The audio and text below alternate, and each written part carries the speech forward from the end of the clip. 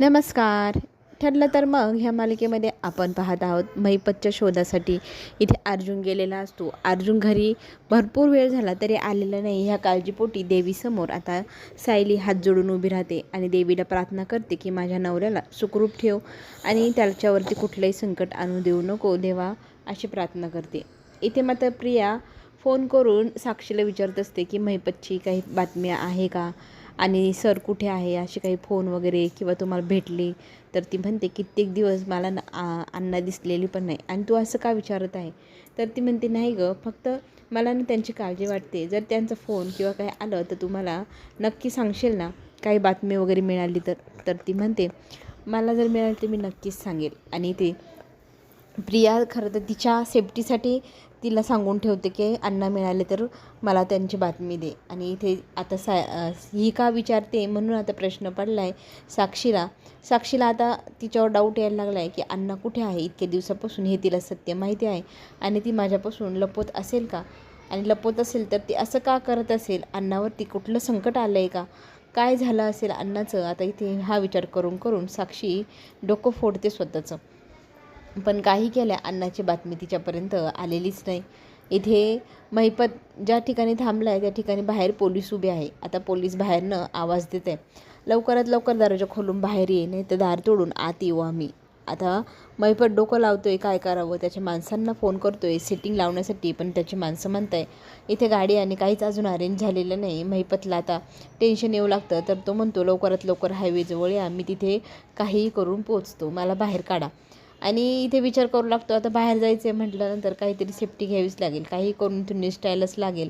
आता पोलिसांच्या समोर येण्यासाठी महिपत तयार होतो, पण आतमधून येताना तो घरात ओलीस ठेवलेल्या माणसातल्या एका माणसाला घेऊन पुढे येतो. त्याच्या डोक्याला बंदूक धरतो. तुम्ही सगळे जर बाजूला सरकले नाही तर मी याच्या डोक्यात गोळी घालील, असं म्हणत तो सगळ्यांसमोर येतो आणि पोलिसांना सगळ्या हत्यारं खाली ठेवायला लावतो. कोणीही माझ्या मागे येऊ नका अशीही धमकी देतो. पोलीस त्यांच्यासमोर सगळे हत्यारं खाली ठेवतात. मग पोलिसांना चकमा द्यायचं इथे बरोबर महिपत ठरवतो आणि पोलिसांचं लक्ष नाही पाहून तो पळणार. तितक्यात अर्जुन समोर येतो. अर्जुनला पाहून तो म्हणतो बाजूला हो, नाही तर ह्या निष्पाप माणसाचा मी जीव घेईल हा, जर तू बाजूला सरकला नाही तर. अर्जुन म्हणतो नाही, तू असं करणार नाही, आता तुझी काही खेर नाही, अशी धमकी देतच असतो. तितक्यातच महिपत धक्का देतो त्या माणसाला अर्जुनच्या हातावरती आणि तिथून तो पळ काढून जीव काढत पळत सुटलेला असतो.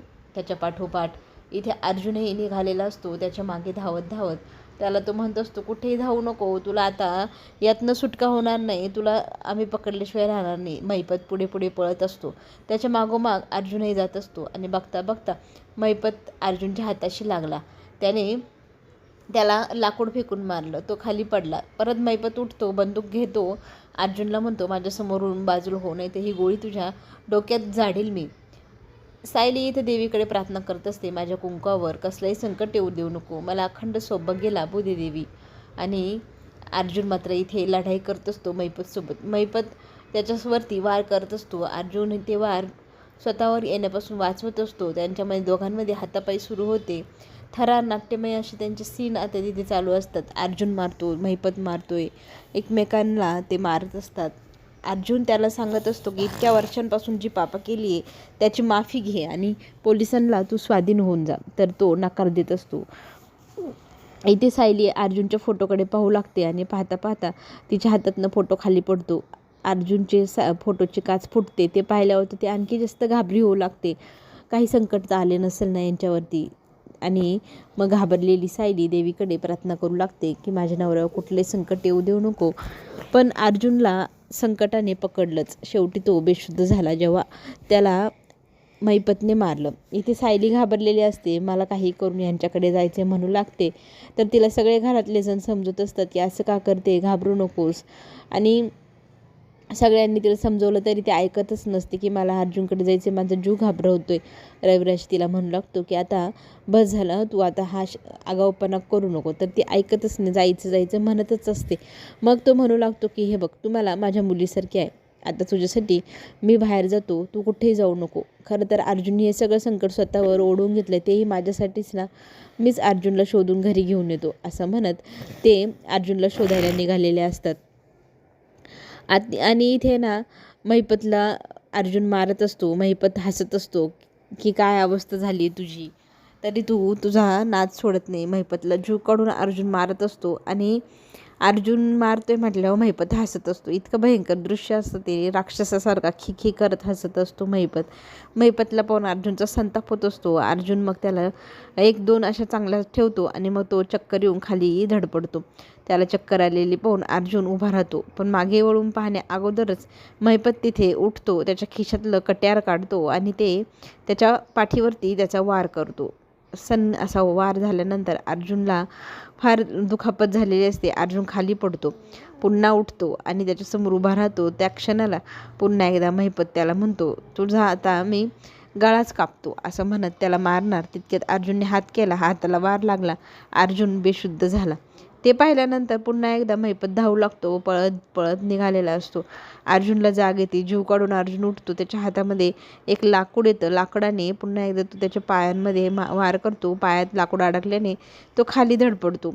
त्याच वेळेला तिथे पोलिसांची एंट्री होते. पोलीस मग महिपतला पकडतात. अर्जुनला इतकी दुखापत झालेली पाहून चैतन्य खूप घाबरतो. घरी सगळेजण काळजीत असतात. अजूनही फोन आलेला नाही, काय चालू असेल म्हणून आता इथे सायलीला चिंता पडलेली असते. प्रिया यांच्या जवळच उभी राहून कानोसं घेत असते की काय झाले, यांच्याकडनं तरी समजेल. आणि ती रविराजला फोन लावते सायली, आणि फोन लावल्यानंतर ती विचारू लागते, कसे आहेस माझे हे. तर तो सांगतो की अर्जुनला मी अजून भेटलो नाही, आत्ता इथे पोहोचले, पण एक महत्त्वाची बातमी, आनंदाची बातमी समजावं तर महिपतला पोलिसांनी पकडलेला आहे. ते पोलिसांच्या हातात महिपतला सापडले म्हटल्यानंतर सगळ्यांना इतका आनंद होतो. सायली सगळ्यांना सांगू लागते की महिपत पोलिसांच्या हवाली लागला आहे, पण हे कुठे आहे, तर मी त्यांना जाऊन पाहतो, असं म्हणत रविराज फोन मग ठेवतो. रविराज अर्जुनच्या शोधासाठी आता पुढे जातो. अर्जुनला जेव्हा पाहिल तेव्हाच त्याला बरं वाटेल आणि काही झालंय की नाही हे कळेल. पोलीस तर म्हणताय सगळं व्यवस्थित आहे, पण आता तिथे जाऊनच पाहावं लागेल म्हणून रविराज तिकडे जायला निघालेला असतो. सायली घरातल्या सगळ्या माणसांना सांगू लागते की महिपत सापडला आहे, अर्जुनही ठीक आहे, लवकरच ते घरी येत आहे. सगळेजण आता वाट पाहत आहे ते अर्जुनला घरी येण्याची. महिपतला पकडलेला पाहून रविराजला इतका आनंद होतो, तो त्याच्या जाऊन कानाखाली ठेवतो. खरं तर तू माझा गुन्हेगार आहे, गेली 20 वर्ष तुझ्यामुळे मी तडफडत आयुष्य जगले, मला असं वाटतंय मीच तुझा जीव घ्यावा की काय, असं म्हणत त्याला तो धमकवू लागतो. आणि माझ्या डोळ्यासमोरून याला घेऊन जा, पोलिसांना तो घेऊन जायला सांगतो. आणि रविराज जेव्हा पाहतो अर्जुनला इतकं लागलं आहे, तर त्याला इतका मोठा धक्का बसतो, तुला इतकं लागलं आहे आणि पोलीस म्हणताय काहीच नाही, आत्ताच्या आत्ता आपल्याला हॉस्पिटलला जायला हवं, लवकरात लवकर इलाज करायला हवा, असं म्हणत अर्जुनला रविराज मग हॉस्पिटलमध्ये घेऊन जातो. तिथे सायली येते. रविराज आणि सायली त्याच्याजवळ असतात आणि इथे इतकं लागलेलं पाहून सायलीला इतकं वाईट वाटत असतं अर्जुनला पाहिल्यावरती. नागराज आता इथे त्याच्या बायकोला म्हणजे सुमनला धमकी देत असतो, तुझ्या प्रयत्नांनीच यश मिळून महिपतीतून सुटला आहे, तुला आता कळते का, अक्कल का तुला, तुझ्यामुळे महिपत सुटला आहे, तर आता तू सगळ्यात पहिले माझा जीव घ्यायला येईल, असं म्हणत तो इथे सुमनला मारू लागतो. सुमनची अवस्था इतकी खराब करून ठेवलेली आहे नागराजने, मारून इतकी बिचारी थकलेली दमलेली, तिचा जीव जातोय की काय अशी अवस्था झालेली आहे. आणि आता इथे महिपतला विचारलं जाते की तुझा जो कोणी साथीदार आहे त्याचं नाव सांग, ज्याने सुपारी दिली.